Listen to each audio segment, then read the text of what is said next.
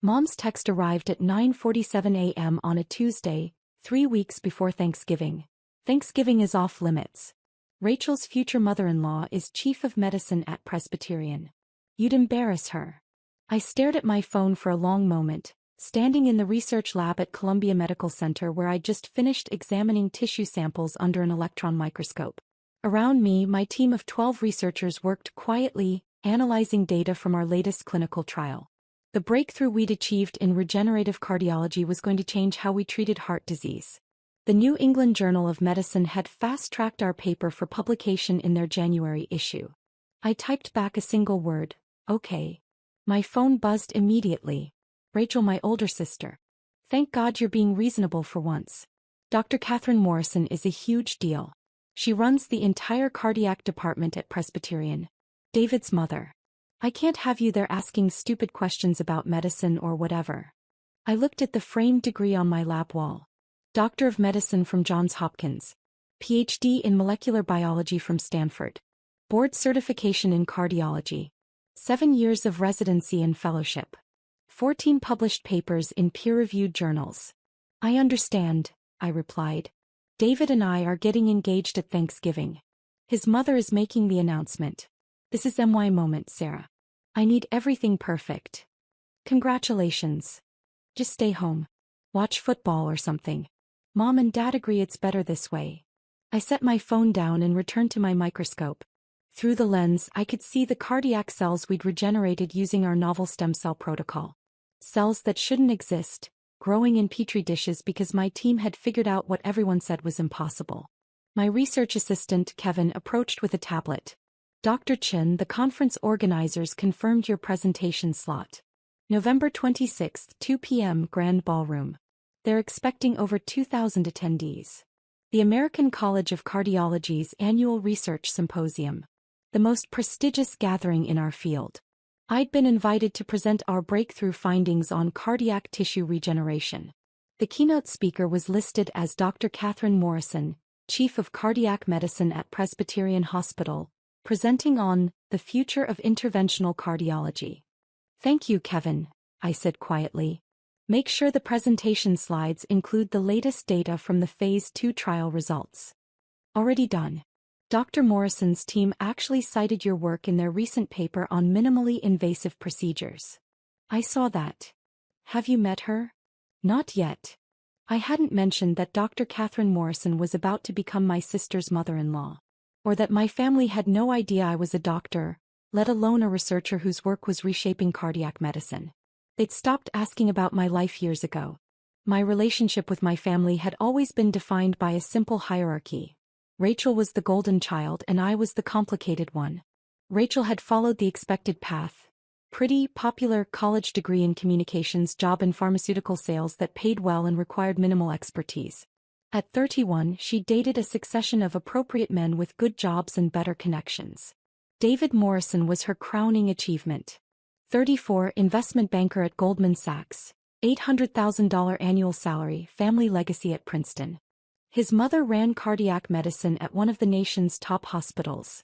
His father was a senior partner at a white shoe law firm. The Morrison name opened doors across Manhattan's elite circles. I'd taken a different route. At 18, I'd been accepted to Johns Hopkins for pre-med with a full scholarship. Medical school? Mom had said, her voice uncertain. That's so many years, Sarah. What if you want to get married? I'd gone anyway. 4 years of medical school, 3 years of internal medicine residency, 4 years of cardiology fellowship, all while publishing research that caught the attention of the National Institutes of Health. At 33, I was an attending physician and director of regenerative cardiac research at Columbia Medical Center, leading a team that had just completed a clinical trial showing we could regenerate damaged heart tissue using modified stem cells. My parents had attended none of it. Not my medical school graduation. Not my residency completion. Not the awards ceremony where I'd received the Young Investigator Award from the American Heart Association. We saw the announcement in the alumni magazine, Dad had said once. Very impressive, dear. Though we weren't quite sure what it all meant. Rachel had been more direct. You're a doctor? Like a real doctor? She'd sounded almost offended. When did this happen? 7 years ago when I finished residency. And you never mentioned it? I'd mentioned it dozens of times. They'd never absorbed the information, too focused on Rachel's latest boyfriend or her promotion to senior sales representative. 3 years ago, I'd bought a brownstone in the Upper West Side for $4.2 million. Cash from my NIH grants, speaking fees and consulting work. I'd mentioned it at Christmas dinner. That's nice, dear, Mom had said. Rachel, tell us more about the condo David is looking at in Tribeca. I'd stopped sharing after that. My practice at Columbia generated a comfortable income. $450,000 in clinical salary plus research funding and consulting fees that pushed my annual earnings over $700,000. But the money wasn't the point. The point was the work. The research. The patients whose lives changed because my team had figured out how to regenerate cardiac tissue that every textbook said couldn't regenerate. Last month, a 63-year-old man with severe heart failure had walked out of the hospital after our experimental treatment. His ejection fraction had improved from 22% to 48%. He could climb stairs again. Play with his grandchildren. Life. That same week, Rachel had called to tell me about the engagement ring David was designing. 3 carats, Sarah. Flawless. His mother knows the jeweler personally. That's wonderful, I'd said, reviewing clinical data while she talked. His mother is so impressive. She runs the entire cardiac department at Presbyterian. Do you even understand how prestigious that is? I'd looked at the email from Dr. Morrison's office on my screen, requesting to cite my research in her upcoming keynote presentation at the ACC symposium. I can imagine, I'd said. The weeks before Thanksgiving passed in a blur of research and clinical work. My team finalized data analysis for our New England Journal paper. I saw patients in my clinic, post-surgical follow-ups, second opinions, complex cases referred from other cardiologists. I prepared my presentation for the ACC symposium, condensing 3 years of breakthrough research into a 20-minute talk. My mother called once. Just confirming you're not coming to Thanksgiving. I'll be working. On Thanksgiving? Medical research doesn't stop for holidays, Mom. Well, it's probably better anyway. Catherine Morrison is very sophisticated. She summered in the Hamptons, winters in Aspen. I'm not sure you'd have much to talk about. I almost laughed. Dr. Catherine Morrison and I had plenty to talk about. Cardiac tissue regeneration protocols, stem cell differentiation mechanisms, clinical trial design, the future of regenerative medicine. We'd been corresponding via email for 6 months, ever since she'd read my preliminary findings in the Journal of the American College of Cardiology. I'm sure you're right, I said. Rachel called the next day. David's mother wants to meet the whole family at Thanksgiving. She's very particular about who David associates with. Family connections matter to her. I'm sure they do. So you understand why we can't have you there. No offense, Sarah, but you're not really impressive in that world, you know? You work at a hospital or something, right? Something like that. Right. Well, Catherine needs to see that David is marrying into a quality family. Dad's company, Mom's volunteer work, our social connections. You'd raise questions we don't want to answer. Understood. Thanks for being cool about this. I knew you'd understand. She hung up. I looked at the plaque on my wall. Distinguished Investigator Award, National Institutes of Health 2023. In recognition of groundbreaking contributions to cardiac regenerative medicine. November 26th arrived cold and clear. The ACC symposium was being held at the New York Hilton Midtown, 18 blocks from my brownstone. I dressed carefully that morning. Navy blue suit from Theory, cream silk blouse, Manolo Blahnik heels. Professional, polished, authoritative. My dark hair pulled back in a French twist. The jade earrings my grandmother had given me before she died. I'd been wearing these earrings the day she told me, "Don't let anyone make you small, Sarah. Especially not family." The symposium started at 8 a.m. I arrived early, picking up my presenter credentials and reviewing the schedule. Dr. Morrison's keynote was at 10 a.m. My presentation was at 2 p.m. The organizers had placed me in the grand ballroom, the same venue as the keynote, an honor reserved for the most significant presentations. At 9:30 I settled into a seat in the front row of the grand ballroom. Around me, cardiologists from across the country filled the seats. Department chairs, researchers, clinical directors. The energy was electric. Dr. Morrison's keynotes were legendary in our field. My phone buzzed. Wait. Having the best Thanksgiving prep day. Catherine took me to her club for lunch. So elegant. She's wearing Chanel. Mom is dying of jealousy. All. I silenced my phone. At precisely 10 a.m. the lights dimmed. Dr. Harold Chin, president of the American College of Cardiology, took the podium. It is my distinct honor to introduce our keynote speaker. Dr. Catherine Morrison has been at the forefront of interventional cardiology for 2 decades.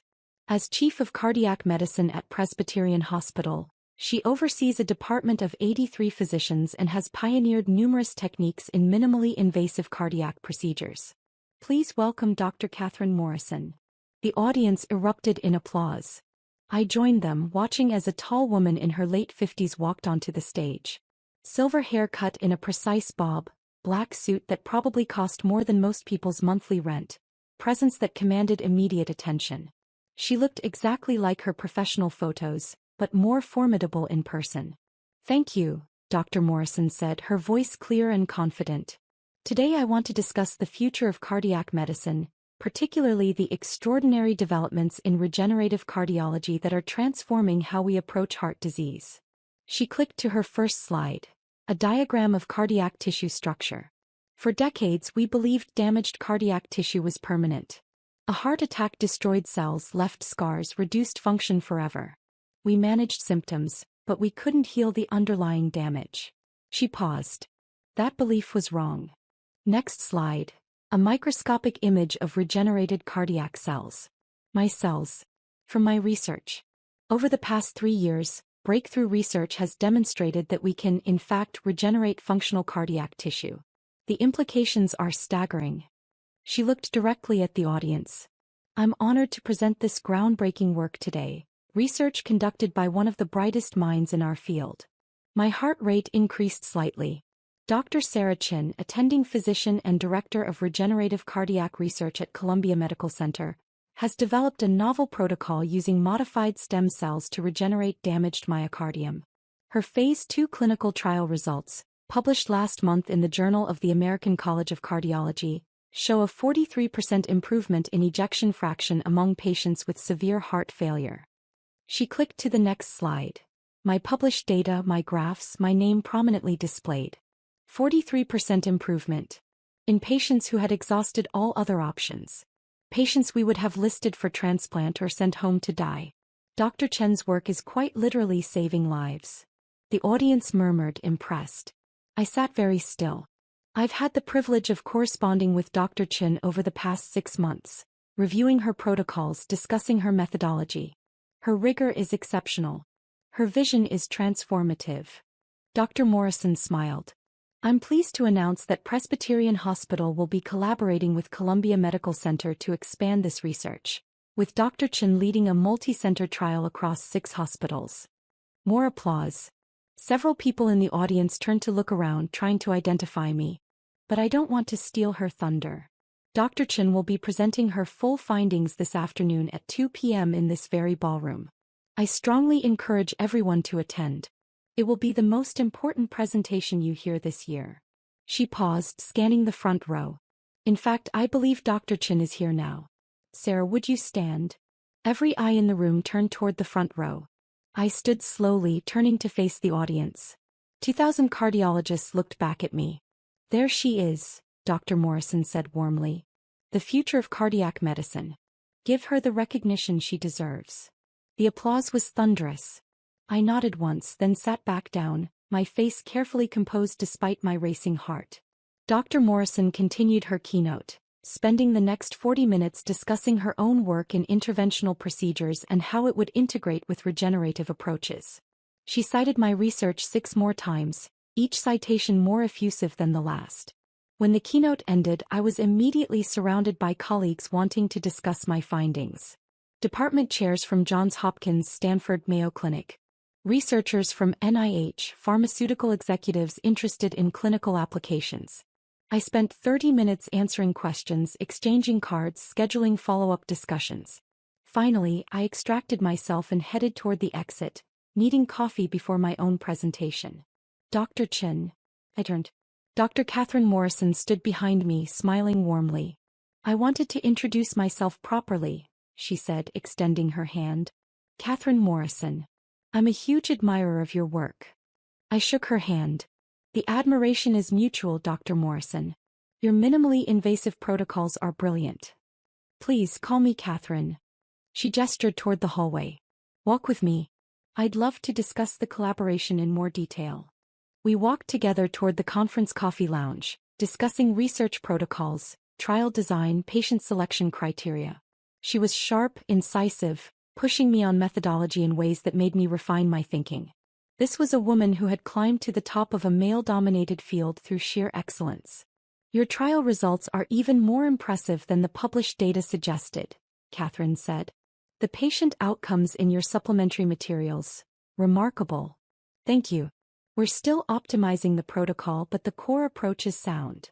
How long have you been at Columbia? 7 years. 3 in fellowship, 4 as attending. Hopkins for medical school? Yes. Stanford for my PhD. She smiled. Impressive credentials. Though clearly the work speaks louder than the degrees. She paused as we reached the coffee station. Are you presenting alone this afternoon, or will your team be joining you? Alone. Though my research team deserves equal credit. Spoken like a true leader. He checked her watch. I have a lunch meeting with the hospital board, but I'll be back for your presentation. Wouldn't miss it. We shook hands again and she left.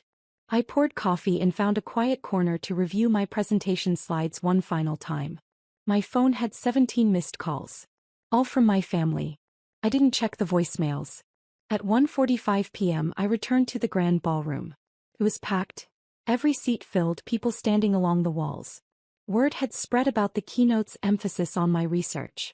This was the audience that would determine whether my work was accepted as legitimate breakthrough science or dismissed as preliminary findings needing further validation. At 1:55 p.m., Dr. Harold Chin found me backstage. Dr. Chin, we've had to open the overflow rooms. We're expecting over 3,000 attendees for your presentation. It's unprecedented for a research talk. No pressure, I said, allowing myself a small smile. Catherine Morrison singing your praises helped. But your data stands on its own merit. Good luck. At 2 p.m. precisely, I walked onto the stage. The applause was immediate and sustained. I stood at the podium, looking out at 3,000 of the world's leading cardiologists. Somewhere in that audience was Catherine Morrison, future mother-in-law to my sister, who had no idea I was a doctor. Thank you, I said, waiting for silence. I'm Dr. Sarah Chin, and I'm here to discuss how we've solved a problem that's challenged cardiac medicine for a century: how to regenerate damaged heart tissue. I clicked to my first slide. For the next 20 minutes, I presented our breakthrough: the modified stem cell protocol, the differentiation mechanisms we'd discovered, the clinical trial showing 43% improvement in cardiac function, the patients who could breathe again, walk again, live again. The audience was rapt. No one checked their phones. No one whispered to colleagues. They were watching the future of their field unfold in real time. When I finished, the applause lasted 2 full minutes. Then came the questions, technical, probing, excited. I answered each one precisely, my years of research allowing me to address even the most complex challenges to our methodology. Finally, Dr. Harold Chin stood. I think I speak for everyone when I say this is the most significant advancement in cardiac medicine we've seen in decades. Dr. Chin, thank you for this extraordinary work. More applause. As I left the stage, Catherine Morrison was waiting. Brilliant, she said simply. Absolutely brilliant. I want to schedule a meeting next week to discuss the multi-center trial in detail. Can you come to Presbyterian? Of course. Wonderful.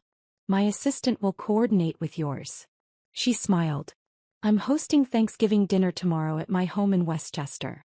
Small gathering, just family and a few close colleagues. I'd love to have you join us.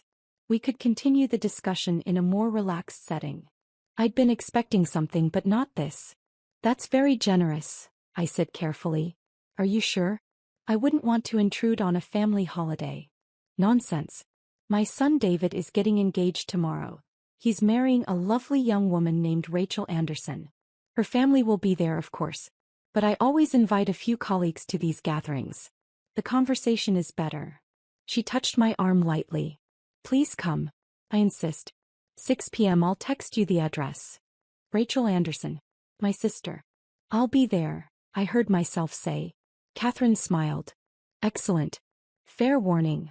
Rachel's family is lovely but not particularly medically inclined. You might need to explain what you do in simpler terms. I'm used to that. She left to catch her train back to Westchester. I stood in the empty ballroom processing what had just happened. My phone buzzed. 23 missed calls now. 12 voicemails. 47 text messages. I opened my sister's texts first. Where are you? Said you're not coming to Thanksgiving. Catherine keeps asking about David's future family. She wants to know if he has cousins who are accomplished.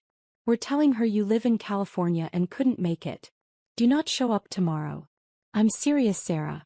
I looked at the last message sent 15 minutes ago. Catherine just called. She invited someone to Thanksgiving. Some doctor she met at a conference. This is MY Day and she's bringing a colleague? I'm so pissed. I silenced my phone and gathered my materials. Thanksgiving Day I dressed with care. Burgundy dress from Armani, simple but elegant. Black heels. Hair down, professional makeup. The jade earrings. I arrived at Catherine Morrison's estate in Westchester at exactly 6 p.m. The house was stunning. A sprawling colonial on 5 acres, warm lights spilling from every window. Cars lined the circular driveway. A Mercedes, a BMW, a Lexus and, I noted with grim amusement, my father's 10-year-old Camry, looking out of place among the luxury vehicles. The front door opened before I could knock. A housekeeper in formal attire smiled. Dr. Chin? Dr. Morrison is expecting you. May I take your coat? I handed over my cashmere coat and followed her inside. The home was beautifully appointed. Antique furniture, original artwork, the kind of understated wealth that comes from old money and good taste. Voices drifted from the living room, along with the sound of champagne glasses clinking. Catherine appeared in the hallway wearing an elegant cream pantsuit. Sarah. So glad you could make it. She took my arm warmly. Come meet everyone. Fair warning. The conversation has been a bit surface level so far. You'll be a breath of fresh air. We entered a large living room where about 15 people mingled with cocktails. I saw my family immediately. Mom and Dad stood near the fireplace, looking simultaneously thrilled to be in this home and terrified of saying the wrong thing. Mom wore a department store dress she'd probably bought specifically for this occasion, fingering her champagne flute nervously. Rachel stood across the room in a tight red dress, her arm through David's. David Morrison looked exactly like his photos. Tall, handsome in a generic way, wearing confidence like an expensive watch. He was in mid-story making several guests laugh. None of them had seen me yet. Everyone, Catherine announced, her voice cutting through the chatter. I'd like to introduce a very special guest. This is Dr. Sarah Chin, attending physician and director of regenerative cardiac research at Columbia Medical Center. The room turned toward us. I watched my family's faces in sequence. Dad first, confusion, then recognition, then something like shock. Mom, eyes widening, champagne glass frozen halfway to her lips. Rachel, her face going through a remarkable transformation. Confusion. Recognition. Disbelief. The champagne glass slipped from her fingers. It shattered on Catherine's hardwood floor, crystal fragments and golden liquid spreading across the wood. The room went silent. Oh my God, Rachel whispered. I'm so sorry, she said louder, looking at Catherine, her voice high and panicked. I'm so sorry, I'll clean it up, I don't know what happened. It's fine, Catherine said smoothly, gesturing to the housekeeper. Accidents happen. Sarah, let me get you a drink. What would you like? White wine, thank you. As Catherine guided me toward the bar, I heard my mother's sharp whisper, what is she doing here? And my father's urgent response, how is she a doctor? David approached us at the bar, extending his hand with practiced charm. Dr. Chin, I'm David Morrison. My mother has been raving about your research all day. I shook his hand. Nice to meet you, David. I have to admit, I don't usually understand half of what my mother discusses about medicine. But even I could tell your presentation was something special. She showed me the video. 43% improvement in cardiac function? That's incredible. Thank you. David, Rachel appeared at his elbow, her face still pale, her smile brittle. This is my sister. David's expression went blank. Your sister. Sarah. My younger sister. From California. Rachel's voice was desperate, trying to maintain the lie even as it crumbled around her. Sarah doesn't live in California, my mother said, appearing behind them. She lives in New York. We thought. She trailed off, unable to articulate what they'd thought. Catherine looked between us, understanding dawning. Sarah's your sister? Rachel, you never mentioned your sister was a physician. I didn't, she never. Rachel floundered. She never told you? Catherine's voice was carefully neutral, but her eyes were sharp, reassessing. We haven't been particularly close, I said quietly, sparing Rachel the complete humiliation. My fault. I've been focused on my research. It was a lie. A kindness I wasn't sure Rachel deserved but gave anyway. Catherine studied me for a moment, then nodded slowly. Well, this is a lovely surprise. David, you never mentioned your fiancé's sister was in medicine. I didn't know, David said, looking at Rachel with something between confusion and irritation. Rachel said her sister worked in California doing something with hospitals? I work at a hospital, I confirmed. Columbia Medical Center. As a director, Catherine added. And an attending physician. And a published researcher who's revolutionizing cardiac medicine. He turned to my parents. You must be so proud. My father opened his mouth, closed it, opened it again. We are. Very proud. Sarah is so modest she never really explained the full scope of her work. Another lie. But one that preserved their dignity, so I let it stand. Dinner was announced, mercifully cutting through the awkward tension. Catherine had arranged a formal dining room with place cards. I found myself seated between Catherine and a researcher from Mount Sinai, far from my family. Rachel was at the opposite end next to David, looking like she might be sick. Throughout dinner, Catherine and I discussed research. The Mount Sinai researcher joined in, then a cardiologist from Yale sitting across from us. The conversation was technical, detailed, engaging. Catherine's questions were incisive, pushing me to refine my thinking about next phase trial design. At the other end of the table, I could see my mother straining to follow the conversation, my father nodding along to discussions he clearly didn't understand. Rachel sat silent, pushing food around her plate. During dessert, Catherine stood with her champagne glass. I'd like to make a toast, she announced. To David and Rachel, who are making their engagement official tonight. Applause around the table.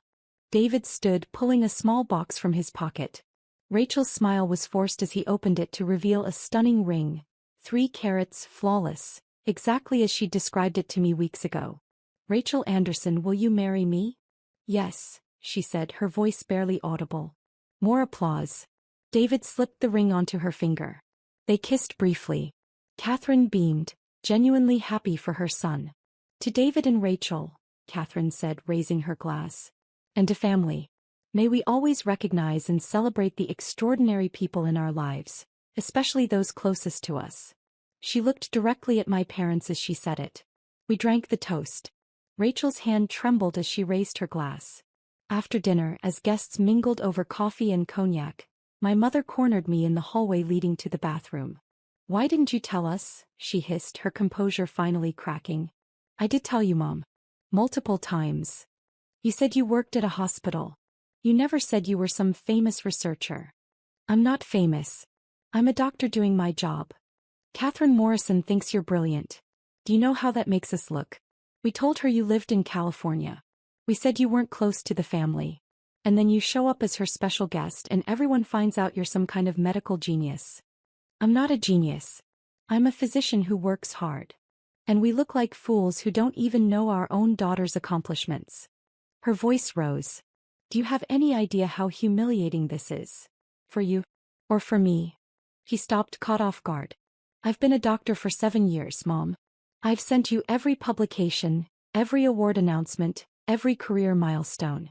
You never responded. You never asked. You never came to a single event. I kept my voice quiet, controlled. Tonight is humiliating for you because you're discovering in front of strangers that you don't know your own daughter. That's not my fault. We thought you were just working at a hospital. Like an administrator or something. Why would you think that? Because you never made it sound important. Or because nothing I did could ever be as important as Rachel marrying someone with the right last name? She flinched. Rachel appeared at the end of the hallway. Mom, Catherine wants a family photo with David and me. Mom straightened her dress, her social mask sliding back into place. Of course, darling. She walked away without another word to me. Rachel lingered for a moment. You did this on purpose, she said quietly. Did what? Showed up tonight. Made me look like an idiot in front of David's mother. I was invited. I accepted. I didn't even know you'd be here until Catherine mentioned it. Bullshit. You knew exactly what you were doing. Rachel, I have spent 7 years building a career while you planned charity luncheons and dated investment bankers. I didn't do any of it to embarrass you. I did it because I wanted to save lives. I met her eyes. If you feel embarrassed, that's about your own insecurity, not my success. Her face flushed red. David's mother thinks I lied to him about you. You did lie to him about me. Because I didn't know. You never told us you were some big deal doctor. I told you I was a doctor. You never asked what kind or where I worked or what I did. You weren't interested. Why should I have to ask? Normal people just tell their families important things. I tried. For years. You weren't listening. She stared at me for a long moment, tears threatening. This was supposed to be my night. My engagement. My moment. It still is. Catherine is waiting for a photo with you. You ruined it. No, Rachel. I just showed up. The rest was already there. She left, her heels clicking sharply against the hardwood. I stood alone in the hallway for a moment, then returned to the living room. The evening wound down around 10 p.m. Guests began making their departures. I found my coat and was saying goodbye to Catherine when David approached with Rachel beside him. Dr. Chin, he said formally. I wanted to apologize. I should have made more effort to know Rachel's family before tonight. That's between you and Rachel, I said evenly. Still, my mother speaks very highly of you. Your research sounds groundbreaking. Thank you. Rachel stood silent, the massive engagement ring glittering on her finger. I hope we'll see more of you, David continued. Family events, holidays. You're always welcome. I glanced at Rachel's frozen expression. That's kind of you. Catherine appeared, touching my arm warmly. Let me walk you out, Sarah. At my car, Catherine paused. I need to apologize, she said quietly. I had no idea there was complexity with your family situation. It's not your fault. Still, I put you in an awkward position by inviting you. She studied me in the dim light from the house. Can I ask you something directly? Of course. Your family. They genuinely didn't know about your work. They knew I was a doctor. They didn't know the details. Because they never asked? I was quiet for a moment. Because success looks different to them than it does to me. Catherine nodded slowly. I've spent my career watching talented women be underestimated, especially by people who should know better. She squeezed my arm gently. Your research is going to save lives, Sarah. Thousands of lives. That matters more than any family drama. Thank you. And for what it's worth, David needs to understand the family he's marrying into. Tonight showed him that. Better to learn now than after the wedding. I managed a small smile. Always the pragmatist. Always. He stepped back. I'll have my assistant set up that meeting for next week. Presbyterian, Tuesday at 2. I'll be there. I drove home through quiet Westchester streets, then the highway back to Manhattan. My phone buzzed constantly. Texts from my mother, my father, my sister, all demanding explanations, apologies, understanding I didn't owe them. I silenced them all. At home in my brownstone, I changed into comfortable clothes and poured a glass of wine. The city glittered outside my windows, millions of lives intersecting in the darkness. Somewhere out there, patients with failing hearts were sleeping, unaware that my research might save their lives someday. That mattered more than anything that had happened tonight. My phone rang. I almost didn't answer. But it was Kevin, my research assistant. Dr. Chin, sorry to call so late.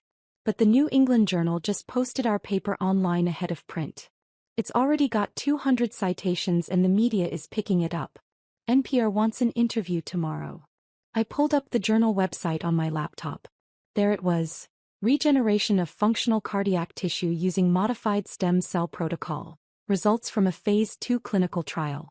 Sarachin MD PhD et al. The work that mattered. The work that would outlast family drama and hurt feelings in broken champagne glasses.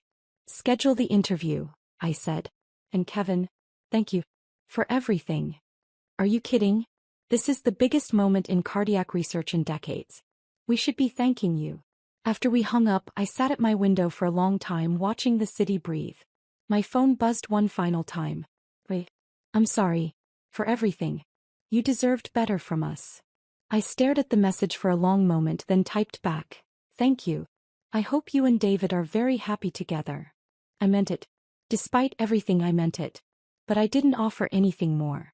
No promises of family dinners. No assurances that everything was forgiven. Some distances took more than one apology to bridge. Maybe someday. On my terms. For now, I had research to finish, patients to treat, lives to save. That was enough.